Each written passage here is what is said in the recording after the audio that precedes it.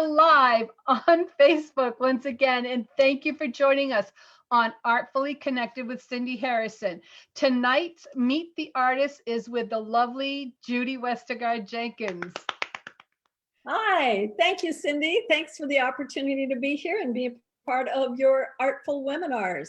Yes, thank you for being here and for being part of the family. It's so wonderful to see you.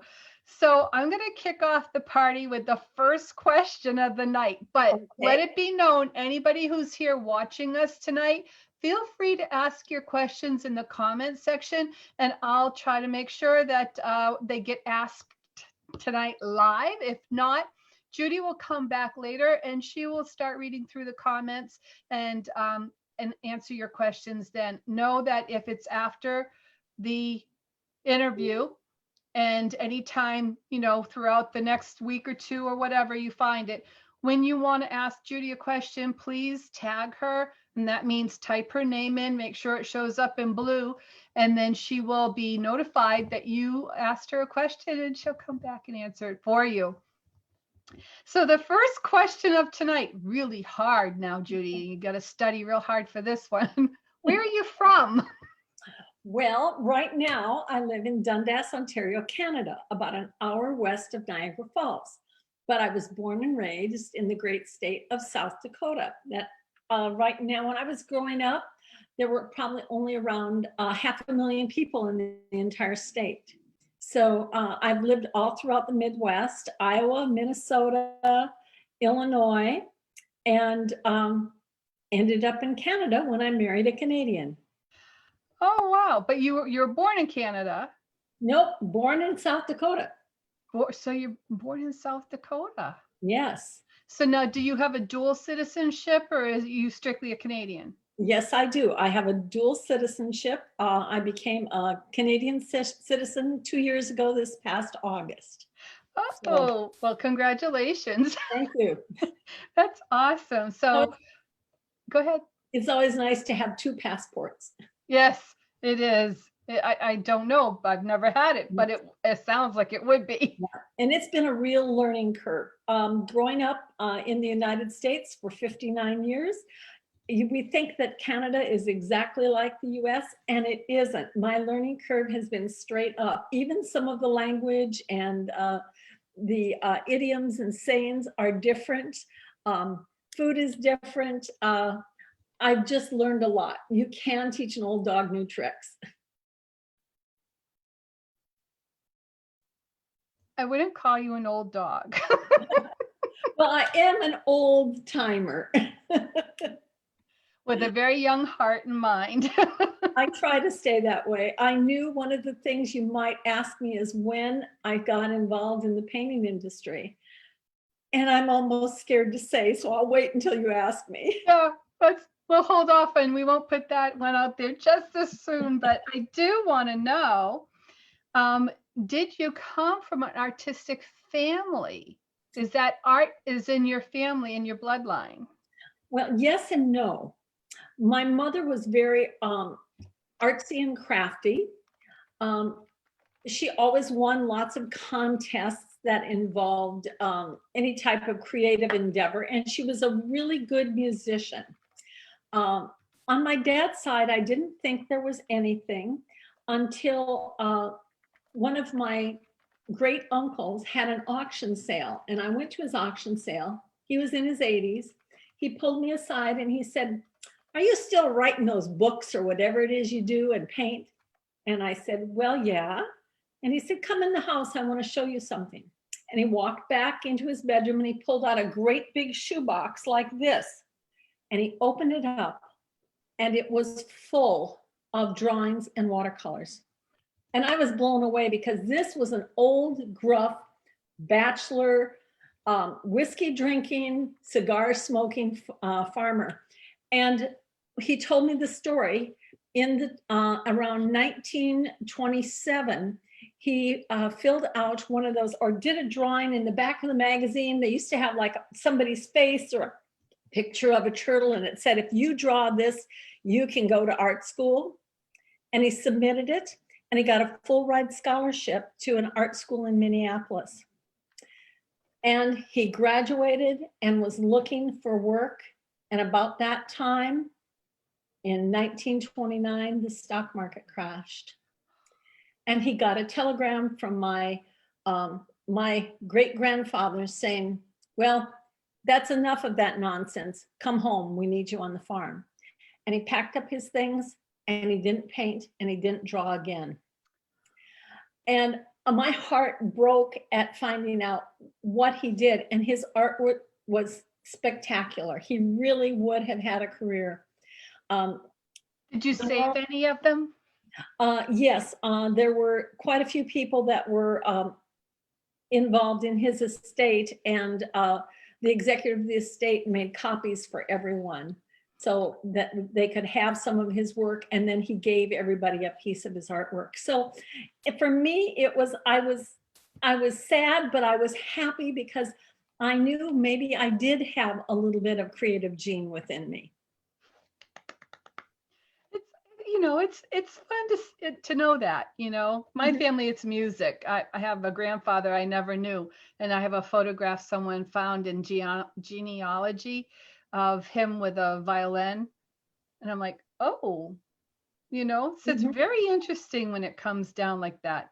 It is. And so that's so wonderful to have that, the pieces though of his artwork that you can still hold on to. Right. It really is.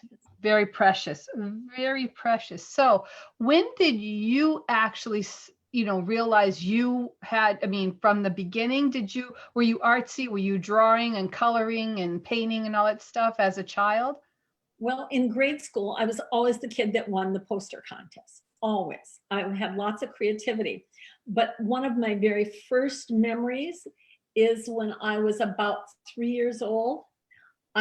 My mother had cleared out her closet and painted her closet a lovely shade of green.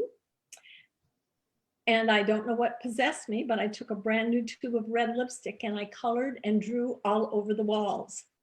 And I guess that was the start of my art career. And it's amazing that I continued, because I think I probably got a pretty good paddling for doing that. I was going to say, it's amazing you survived that. But I grew up in a small rural area of South Dakota where we didn't have art, except at 3 o'clock on Friday afternoon, we got to paste little stickers in a book. They were all stickers of the great masterpieces, but we never did any artwork. I loved when we did get to make some things, but in high school, I had no artwork at all. So I threw myself into art, any type of musicals that we did, Glee Club, making posters for the football game, that sort of thing. That's where I really excelled. And I was a good student. I was good in all the other classes. But as soon as I finished the last required math class, I never took another one because I was more interested in the arts end of life. And it's interesting that that's where I ended up. If you talk to any of my classmates from growing up, they will all say I was going to be the person to first write a novel because I really loved to write. That was one of my strengths. So I just ended up writing decorative painting books instead. There you go. Well, someone has to do it for the rest of us, right? Oh my goodness, that's a wonderful story though. Thank you for that. I love that story. So it's like I don't even know anymore what I want to ask you because I just love listening to you. Well, like I said, I'm an old timer. We old ladies like to talk. Sorry, get caught off my guard here because I'm mesmerized by your stories. It's awful. I know I don't get out much either. Neither do any of us. So let's see, what medium did you start with besides the lipstick? After the lipstick, what did you transition into? After the lipstick, I started in oil paints. And I remember the first tube of oil paint I bought cost 88 cents. 88 cents. Yes. Wow. I was a big spender. We won't go there. But so you did oil. So how long before it was that you transitioned, or have you tried them all? Well, I've tried just about everything. I started painting in 1976 in oil, and when we at that time, if anybody said, "What do you want to try?" Acrylics, the genuine answer from any of us that were decorative painters would say, "Well, it's not toll painting if it's painted in acrylics. You can only do toll painting in oil." Well, that changed. I lived in Illinois at the time. I went to Harris, which was a big distributor in Danville, Illinois.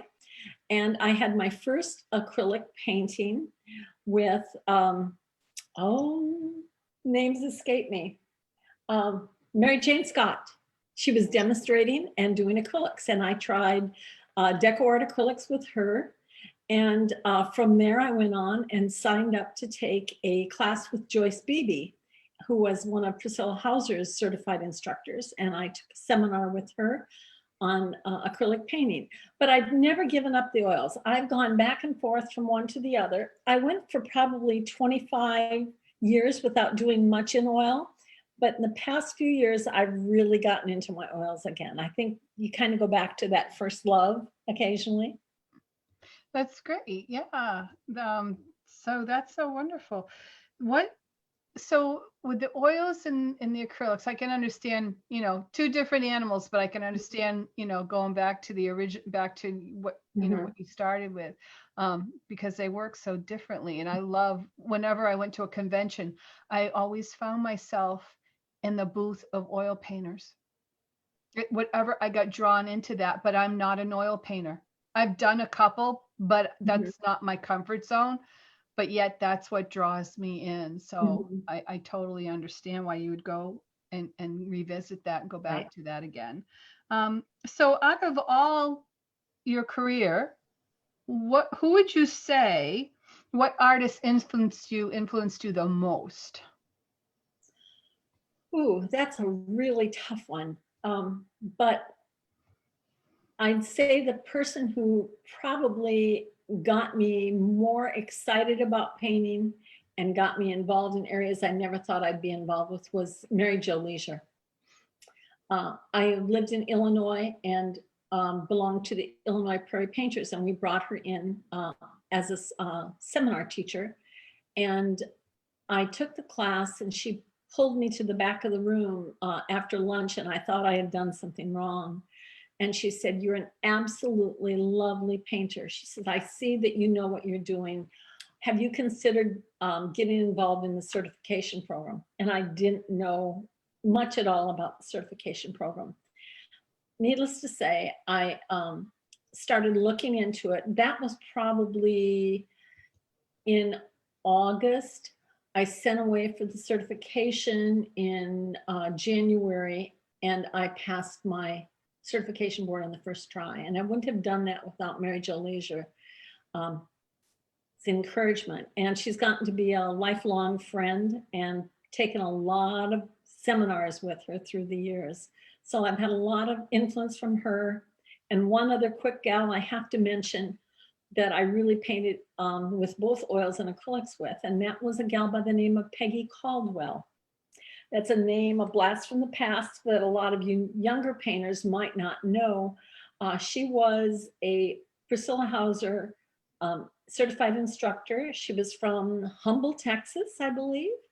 And she was just unbelievably creative, and she was the head of the Delta Force. The Delta Force was a group of painters from the Delta Paint Company. And so I've had a lot of creative influence from her as well. Wow. So that's wonderful. Yes, a lot of Mary Jo Leisure's touched a lot of people's lives. I myself have never met her personally, but her name constantly comes up in conversation. She is an even lovelier person than she is a painter. She just is, she's so genuine.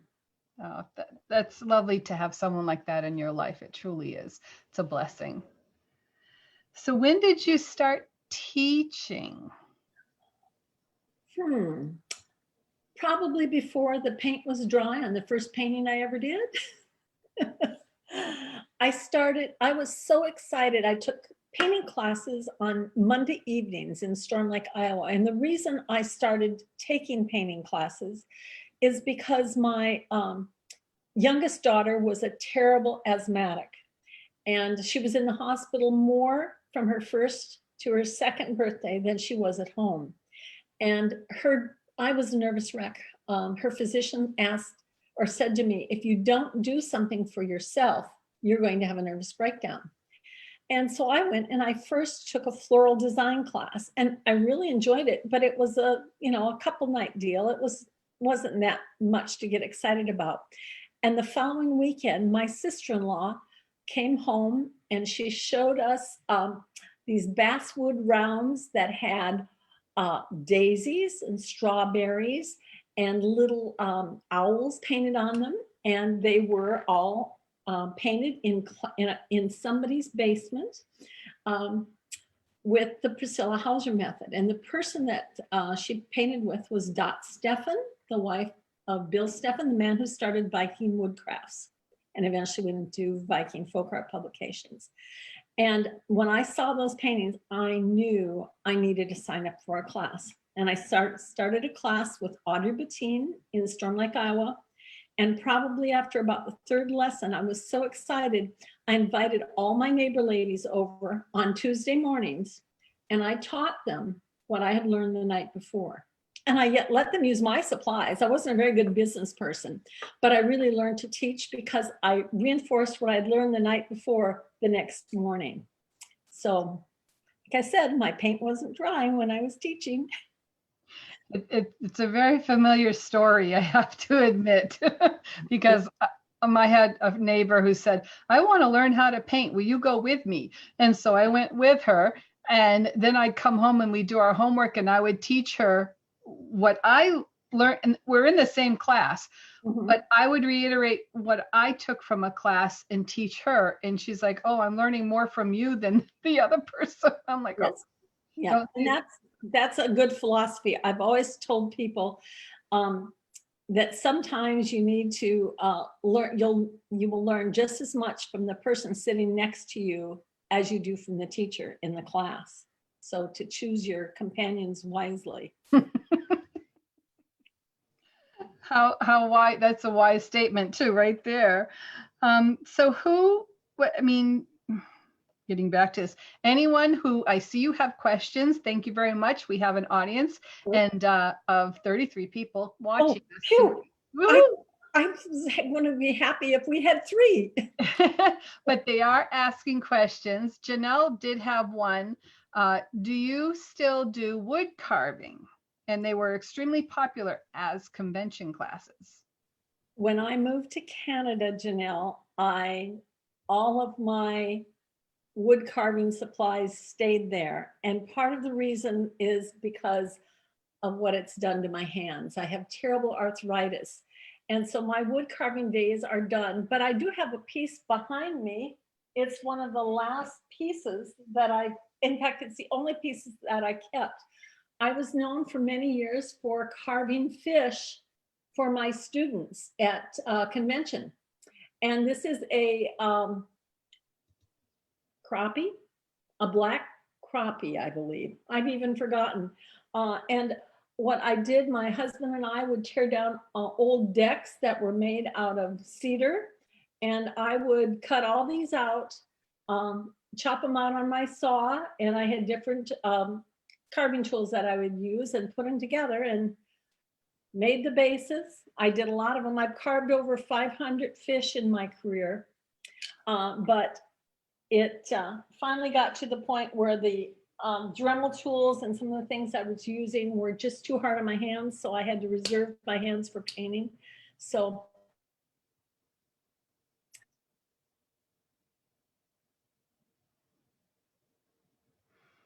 well, she got stuck a little bit. Hopefully she'll come back.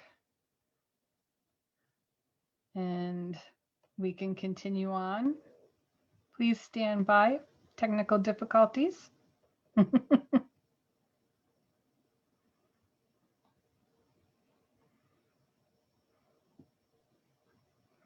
And I hope you're enjoying the interview tonight, and as well as if you have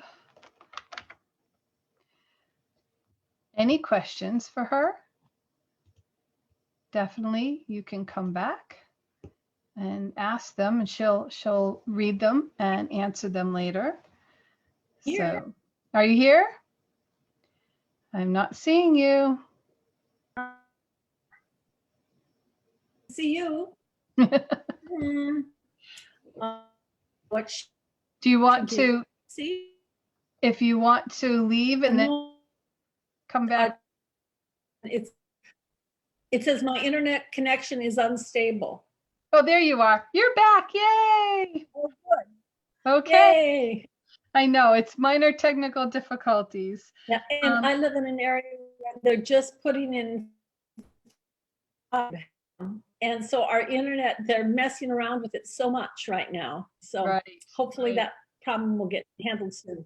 Back to painting. Do you have a hard wire into your computer? Is it hardwired or using Wi-Fi? Yes, I do. Okay. No, I'm using Wi-Fi. Yeah, Wi-Fi sometimes has a unstable connection. So I always recommend people to get a hard wire to their modem. But let's continue on. Okay. So when did you become a designer?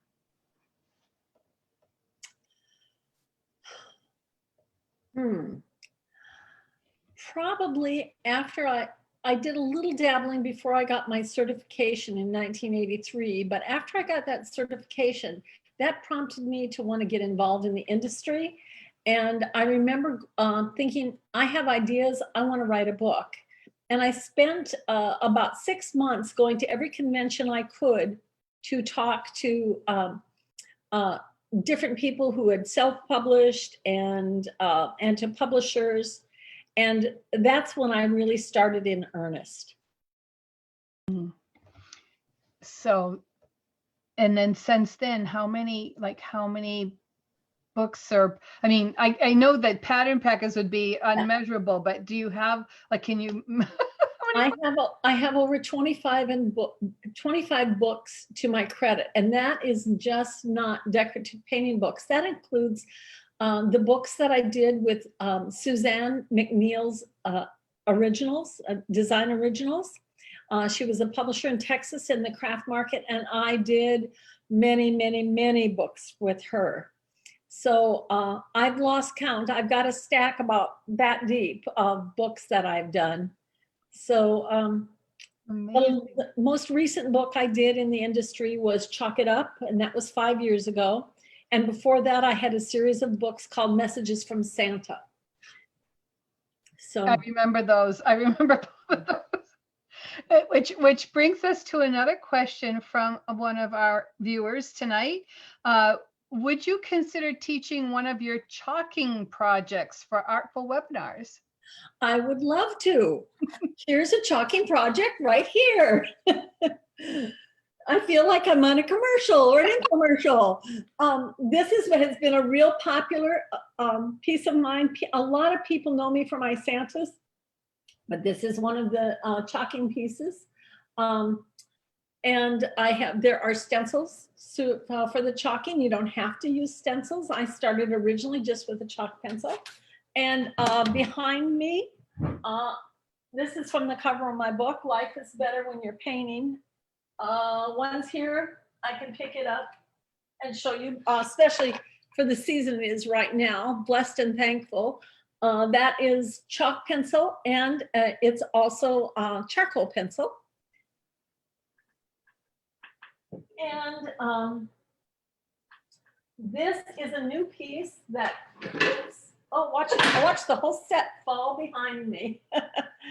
This is a new piece that has a lot of chalking on it. It should be in a magazine next year. So yes, I'm still involved in chalking, and I enjoy it a lot. So what exactly is chalking? Chalking is simply using a charcoal white pencil. A lot of us call it just a chalk pencil, but the one that I use is General Pencil's charcoal white pencil, and it's basically chalk in a pencil, and you can rub it off immediately with your finger or with some fresh water, and it's gone. And I had messed around a little bit with chalk painting or with chalking when I got about 2 days before I got married to Ron here in Canada. It was when the chalkboard designs were really starting to show up everywhere on the internet and on Pinterest. And of course, 2 days before my wedding, I decided I needed to make something that's had our information on, a decorative piece for the reception, as if I didn't have anything better to do. And I did it. I knew that if I hit it with some matte spray or some type of spray, that the chalk would be permanent. And I did, and when I finished it, I went, this is something decorative painters would really like to do. And wouldn't it be fun mixed in with some painting? And it's one time in my life I sat on the idea, because I've always gravitated to things a little bit before my time. And this time I hit it right on the money I think it was about 6 years ago, 5 years, 6 years ago I began working on it, came out with it 5 years ago. And well, I hit the market when it was hot. So it was great. I really enjoyed it. I still enjoy doing it. In fact, the Santa that I got here, about half of that beard is done with chalk. Wow. So it's fun. Wow. I can't wait for that class so that I can see, because I am like blown away by that. Well, maybe we'll work on a Santa with some chalk lettering. Cool. So Milena says not blackboard chalk. So it's not blackboard chalk. No, this is just black acrylic paint. Yeah. In the background. Cool. So one of the questions is, what is your favorite subject matter? Oh, that's hard to say too, because we like everything when we're decorative painters. But if I look around at what I have done, what I'm really crazy about is birds. And it doesn't matter if it's a cute bird or a realistic bird. Just to my left, you can't see it, I'd have to move the monitor. I have a wall full of bird paintings that I've done. So I really gravitate to birds and a lot of flowers. I'm really influenced by nature. And I think I really realized that this past year with us having COVID. I need to get out and walk. I need to get out into the outdoors on a good day to get inspiration, since I can't go to my favorite stores for inspiration. So it would be birds. So do you take pictures while you're out on your walk, and you do your paintings from photographs that you've taken, or? Oh, yes, Cindy, I am sorry to tell you that on my iPhone, I have 20,000 pictures right now. I just broke that number a week ago. I have more pictures than I will ever be able to paint. But I'm influenced by so many different things. You know, I've about 1 in every 1,000 pictures ends up to be a really good paintable picture. And as a decorative painter, I see a lot of us that are painting from our photos, and I'm trying to use my photos for inspiration rather than to copy them exactly. I'm trying to get more artsy. And I struggle with sometimes that we want to be too realistic, and as decorative painters, because we've been trained that way. We've been trained to look at a perfect picture and trying to replicate that. And I'm trying to break that away and maybe combine several paintings, try to use different brush strokes, trying to be more dramatic than what I see in a picture. And of course, as most of us know, there is distortion when we take photos. So when we try to replicate that, we get a distorted painting. Ah, so true. but that's wonderful. So it gives people an idea of how they can get started is Right. to take those pictures. I myself I snap flowers, doors, and knockers. Well, I have about 200 door knocker photos that I took in Italy. So yes, we have the same affinity for door knockers. In Venice, and I'd walk and I'd snap and I'd snap and I'd snap as I'm walking around. It's just amazing. You can't help it. It's a whole new, when you're an artist. So I think your eyes, like when I started taking my first classes, I started seeing things differently. Everything Yes. was a brushstroke or some form or something. It wasn't just a tree or a mailbox. So that's normal. Mhm. What favorite medium? There was a question. They wanted to know, what would you say is your favorite medium? Well, my favorite medium is usually the medium that I'm using at the time that I'm painting. But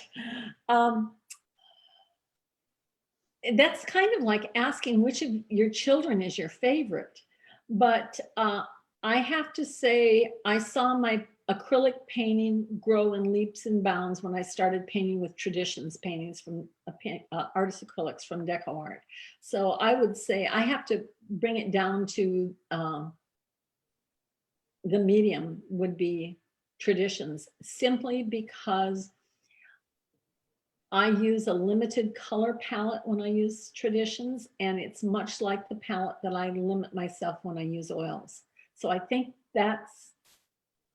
I can apply the principles I learned in oils and how to use them with the Traditions paint. Well, that makes sense that you've found yourself growing more with that, so that has to be where Yes. it is. Yeah. Wonderful. And they are vibrant, very vibrant pigmented paints. They're beautiful. What is your favorite technique? Do you have a favorite technique?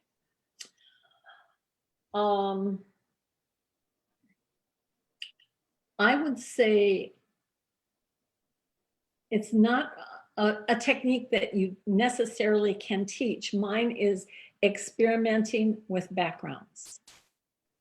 That's what I feel one of my strengths are. I love to take an unusual textured surface and to do something different with it. I love to use extender with my painting, and I think that gives me a lot of different effects. I love mixed media because I can use so many different things with it. So I guess that would probably be my favorite technique. My least favorite technique starts with an F. It's floating.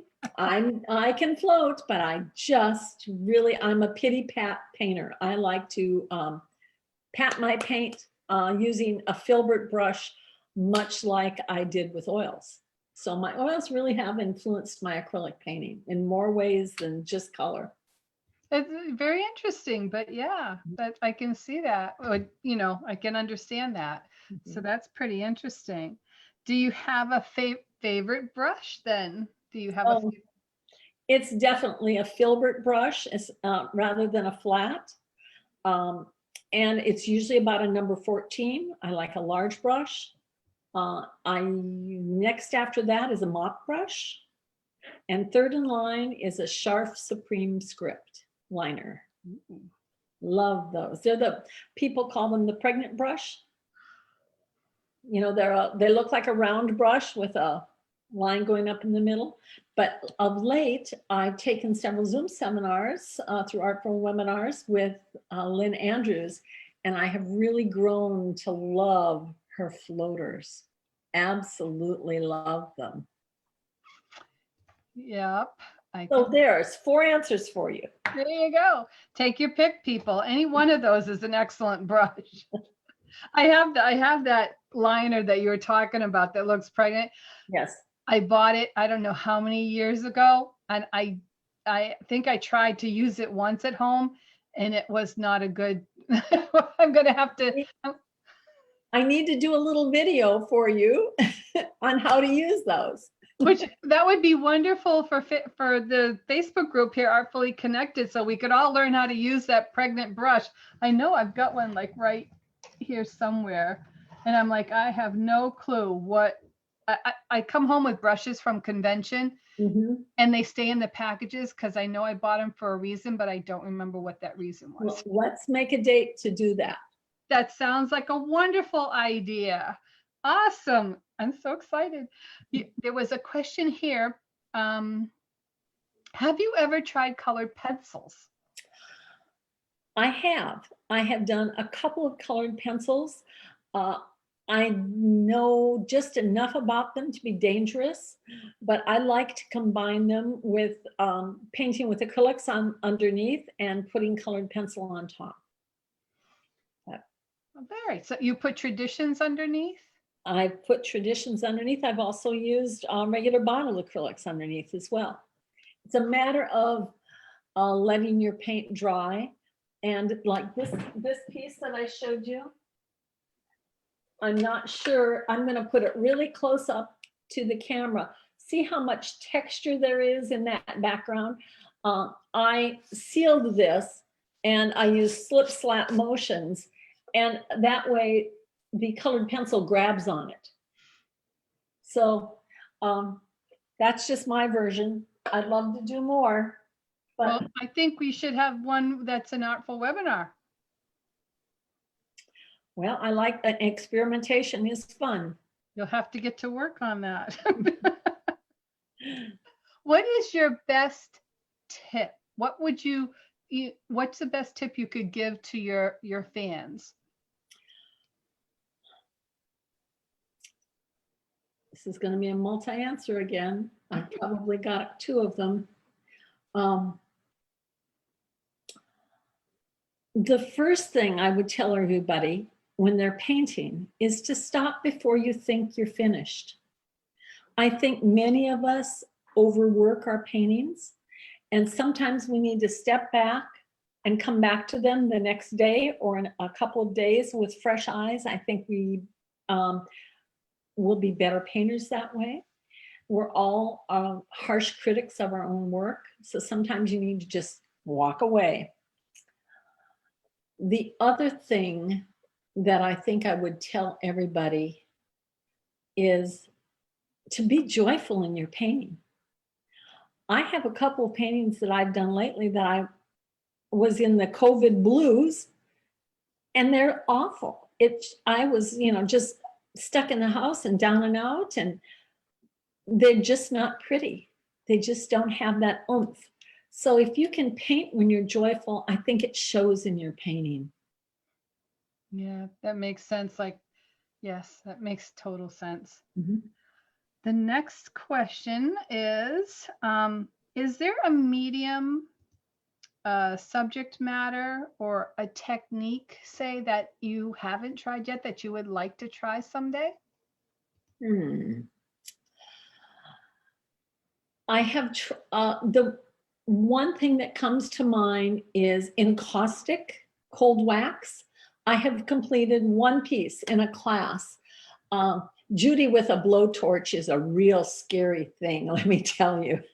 But I would like to get involved in that a little bit more.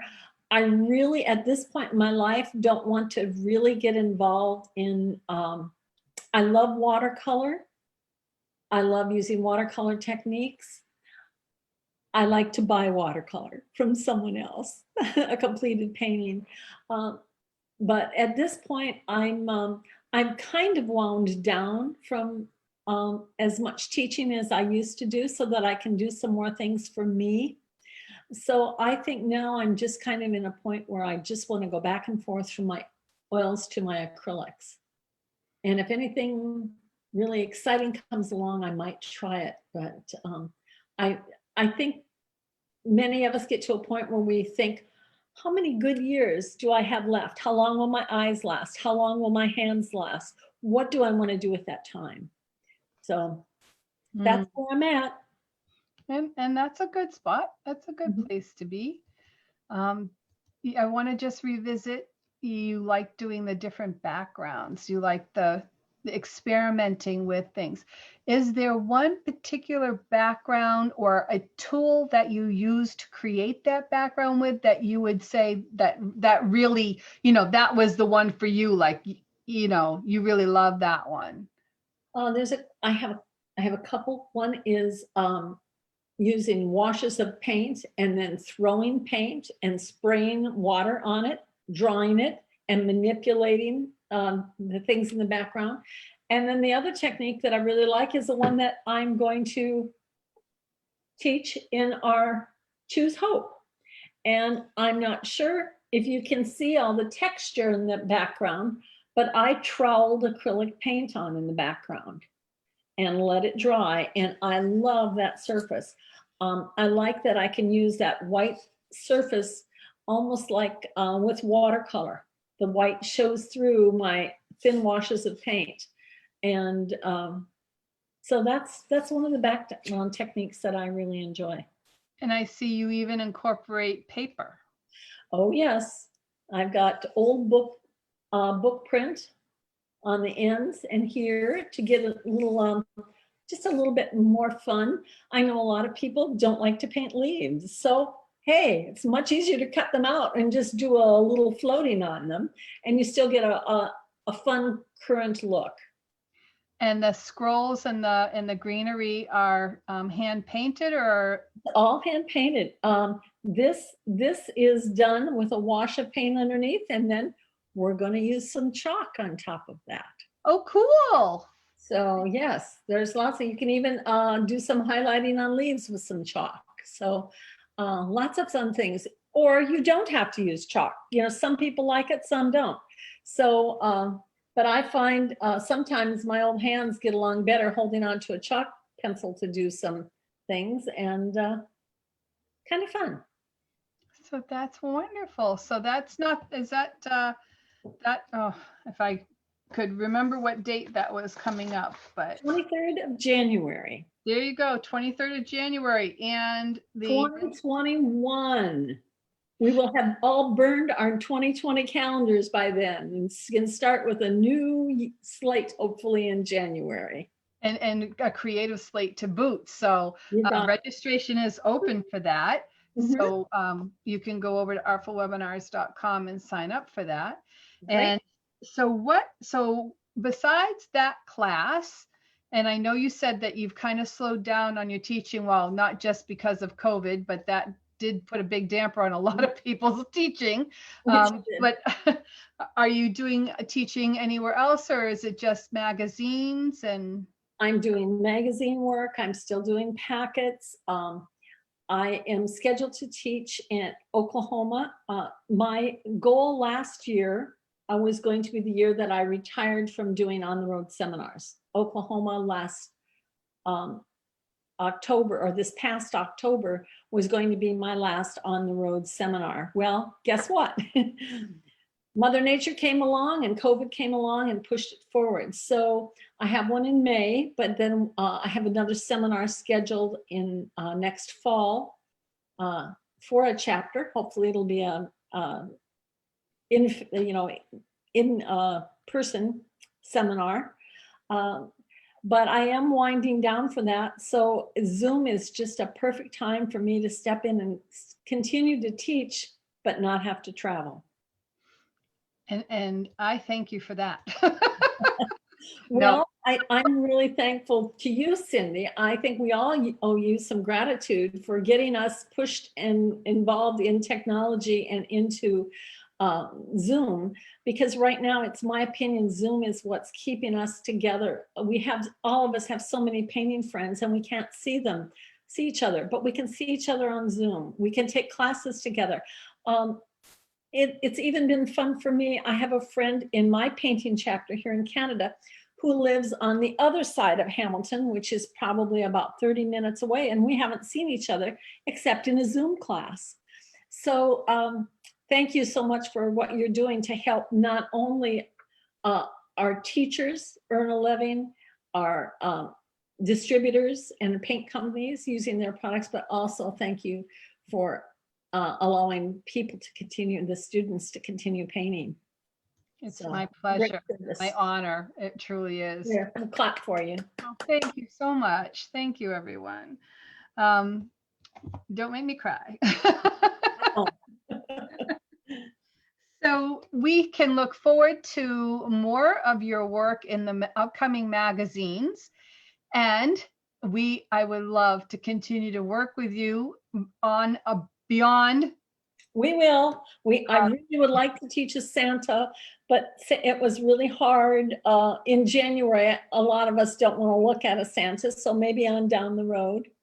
Well, the funny thing is the audience, when I polled them last year in Facebook, Yes. that they say they do Christmas, paint Christmas all year around. All year round, they paint ornaments, and there's nothing when they want to do something, they will do it. I have to say, I had Sandy LaFleur, the wonderful Sandy LaFleur, teach a Halloween design in April. Who knew? Well, if the project is a good project, painters will sign up for it. It is very true. If we only knew what that had a crystal ball to look into to see which was the thing that people were really going to like. Yeah, so. And we don't, but please do go check out become a friend of Judy's. I put her Facebook name in the subject of this post, and also her Judith Westegaard Designs business page is also up there. So go over there to that one and like her business page as well. Mm-hmm. And go check out artfulwebinars.com for her class and all the other classes that we're offering. Thank you so much for tonight's show, Judy, and being a part of the Artful Webinars family. I really do feel honored. Well, thank you. It's been great to be here. I'm anxious to see who my friends are and out there, and who my new friends are that came to join tonight. I really appreciate it. So we'll see all of you online. Yep, or on Zoom. Yeah. Well, and if you have any questions on the class, or if you think, is it a level for me? Am I a beginner painter? Can I take the class? I see no reason why you can't. Or if you say, hey, I want to use a different color, just contact me and I'll work with you. Yeah, and she will. So don't hesitate.